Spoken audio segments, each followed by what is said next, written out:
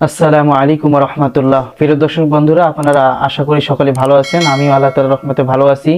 আজকে যে বিষয় নিয়ে আলোচনা করব সেই বিষয়টা হচ্ছে যে ফিলিস্তিন গাজাবাসীদের যেভাবে ইসরায়েল সৈন্য তারা যেভাবে ফিলিস্তিনদেরকে হত্যা করতেছে।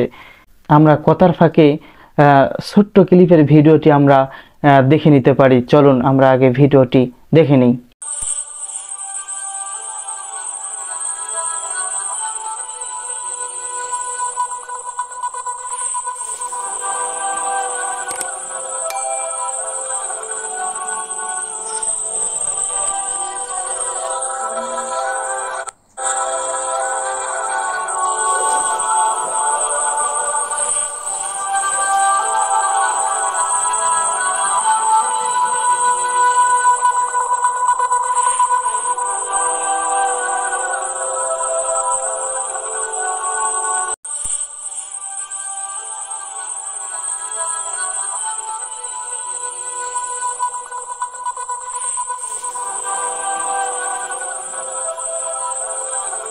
দেখেন, একটি ভিডিওটি আপনারা দেখতে পেলেন যে একটা ছোট বাচ্চা কিভাবে তার মায়ের কোলে থাকা দুধ পান করা এই সময় তার সময়, অথচ দেখেন তার গোস্ত মাংস সমস্ত কিছু ছিন্ন বিচ্ছিন্ন হয়ে গেছে।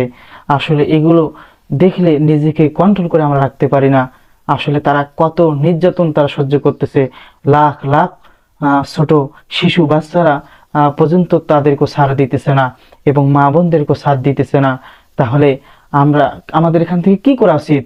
আমাদের প্রত্যেক জায়গা থেকে আমরা আন্দোলন করতেছি, বিভিন্ন জায়গায় অনেক বড় বড় আলেম ওলামা নেতা তারা সকলেই এগুলো আন্দোলন করতেছে। শুধু আন্দোলন করলে হবে না।